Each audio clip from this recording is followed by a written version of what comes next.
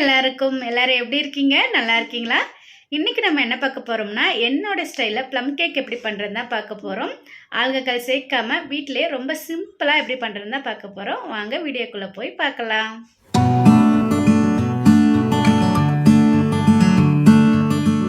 First plum cake செய்கிறதுக்கு தேவையான try ஃப்ரூட்ஸ்லாம் எடுத்து நல்லா குட்டி குட்டியாக கட் பண்ணி எடுத்துக்கலாம்.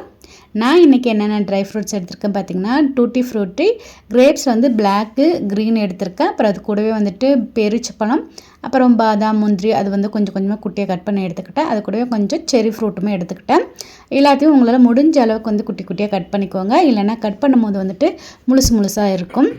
அது கூட வந்துட்டு ஒரு ஆரஞ்சு எடுத்து அதையும் கட் பண்ணி அதில் இருக்கிற ஜூஸை மட்டும் எடுத்துக்கிட்டேன். முக்கியமாக அதில் வந்துட்டு விதைகள் இருந்தால் எடுத்துருங்க, இல்லைனா நல்லா கசக்கும்.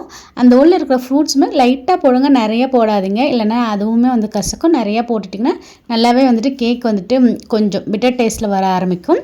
இப்போ வந்து நான் எல்லாத்தையும் சேர்த்துட்டு நல்லா மிக்ஸ் பண்ணிவிட்டு இந்த மாதிரி நல்லா ப்ரெஸ் பண்ணி வச்சு ஒரு 20 to 30 மினிட்ஸ் வந்துட்டு ஊற வச்சு எடுத்துக்கிட்டேன். உங்களுக்கு நல்லா சாஃப்டாக அந்த கேக்கோட பைண்டாகி வேணும்னா நீங்கள் வந்துட்டு ஒரு 5 to 6 hours ஊற வச்சுக்கலாம். அப்படி இல்லைனா குக் பண்ணி கூட வந்து நீங்கள் யூஸ் பண்ணிக்கலாம். எனக்கு வந்து கொஞ்சம் கேக்கு கடிக்கும் போது நல்லா க்ரன்ச்சியாக இருந்தால் பிடிக்கும். அப்படிங்கிறதால நான் ஒரு 20 மினிட்ஸ் போல் வந்துட்டு ஊற வச்சு எடுத்துக்கிட்டேன். இப்போ ட்ரை ஃப்ரூட்ஸ்லாம் ஊறத்துக்குள்ளே நான் வந்துட்டு எந்த டின்னில் பேக் பண்ண போகிறேனோ அதில் வந்துட்டு லைட்டாக பட்டர் தடவிட்டு அந்த ஷீட்டுமே போட்டு வச்சுட்டேன், பட்டர் ஷீட்டு. அது ஒரு பக்கமாக வச்சுட்டு இப்போ நான் வந்துட்டு பேட்டர் ரெடி பண்ண ஆரம்பிச்சிட்டேன். பேட்டர் ரெடி பண்ணுறதுக்கு நான் 3 முட்டை எடுத்திருந்தேன். கூடவே வந்துட்டு கொஞ்சம் வெனிலா எசன்ஸு, சர்க்கரை, பொடிச்ச சர்க்கரை வந்துட்டு ஒரு 3/4 கப்பு, நாட்டு சர்க்கரை ஒரு 1/4 கப் அளவுக்கு வந்து சேர்த்துக்கிட்டேன். நான் வந்துட்டு 1.5 கப் அளவுக்கு மைதா எடுக்கிறதால நான் 1 கப் அளவுக்கு சர்க்கரைங்கிற விதத்தில் கொஞ்சம் கொஞ்சமாக பிரித்து எடுத்துக்கிட்டேன். சேர்த்துட்டு ஒரு 2-3 நிமிஷம் வந்துட்டு நல்லா வந்து அடித்து எடுத்துக்கோங்க. ரொம்ப நேரம் அடிக்கணும்னு அவசியம் கிடையாது, சும்மா பைண்ட் ஆகிற வரையும் அடித்து எடுத்துக்கோங்க.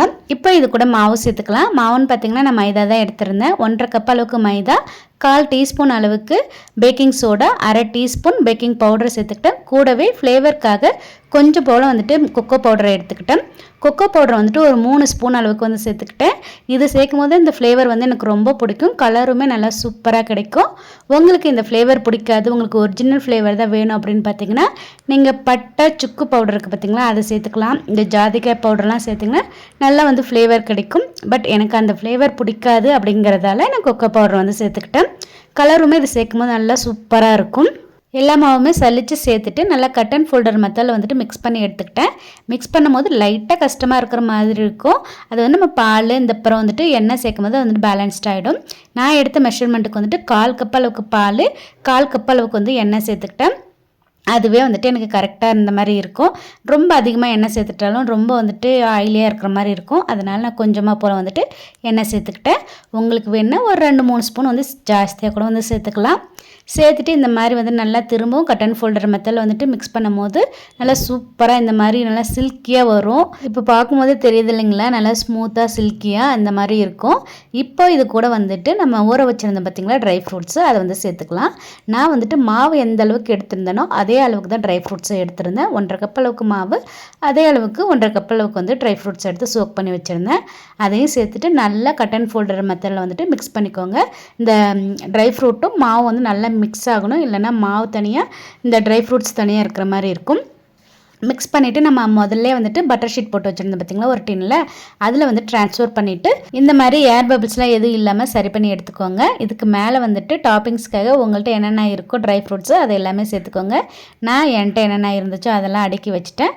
அதுக்கப்புறம் ஓடிஜி வந்துட்டு ஒரு 10 மினிட்ஸ்க்கு வந்துட்டு 180 டிகிரி செல்சியஸில் ப்ரீஹீட் பண்ணி வச்சுருந்தேன். அதில் வச்சு கரெக்டாக ஒரு 35 மினிட்ஸ் வந்துட்டு 180 டிகிரி செல்சியஸில் நான் வந்து பேக் பண்ணி எடுத்திருந்தேன். நல்லா சூப்பராக வந்துட்டு பேக் ஆகி வந்துருந்துச்சு. உங்களுக்கு பார்க்கும்போதே தெரியும்னு நினைக்கிறேன், நல்லா கலர்ஃபுல்லாக சூப்பராக வந்துட்டு வந்துருந்துச்சுன்னு சொல்லிட்டு நான் உங்களுக்கு வந்து டீமோல்டு பண்ணி வந்து காமிக்கிறேன். நல்லா சூடாக இருக்கும் போதே வந்து நான் டீமோல்ட் பண்ணியிருந்தேன். நைஃபை வச்சு இந்த எட்ஜஸ்லாம் எடுத்து விட்டுட்டு நான் டீமோல்ட் பண்ணியிருந்தேன். நான் கையில் தான் பிடிச்சிருந்தேன், பட் அவ்வளோ சூடாக இருந்துச்சு. உங்களுக்கு பார்க்கும்போதே தெரியுதுன்னு நினைக்கிறேன். நல்லா வந்துட்டு புகைலாம் வருது பார்த்திங்களா, நல்லாவே சூடாக இருந்துச்சு. மேலே பார்த்திங்கன்னா எவ்வளோ சாஃப்டாக இருக்குன்னு சொல்லிட்டு நல்லா சாஃப்டாக மேலே வந்து லைட்டாக ஹார்டாக இருக்கும் எடுத்த உடனே. நல்லா சூடாறின பிறகு பார்த்திங்கன்னா நல்லா சாஃப்டாக மாய்ஸ்டாக இருக்கும். நான் உங்களுக்காக ஒரே ஒரு பீஸ் மட்டும் கட் பண்ணி காமிக்கிறேன் பாருங்கள், எவ்வளோ சாஃப்டாக வந்து இருக்குன்ட்டு. நான் வந்துட்டு லைட்டாக அந்த பாதாம் வந்துட்டு கொஞ்சம் பெருசாக போட்டதால் கட் பண்ணும்போது அங்கங்கே வந்து ஸ்டக் ஆகிடுச்சு. மற்றபடி நல்லா சாஃப்டாக சூப்பராக இருந்துச்சு. உங்களுக்கு பார்க்கும்போதே தெரியும்னு நினைக்கிறேன். கண்டிப்பாக ஒரு முறை இந்த மாதிரி ட்ரை பண்ணி பாருங்கள், உங்களுக்கும் பிடிக்கும்.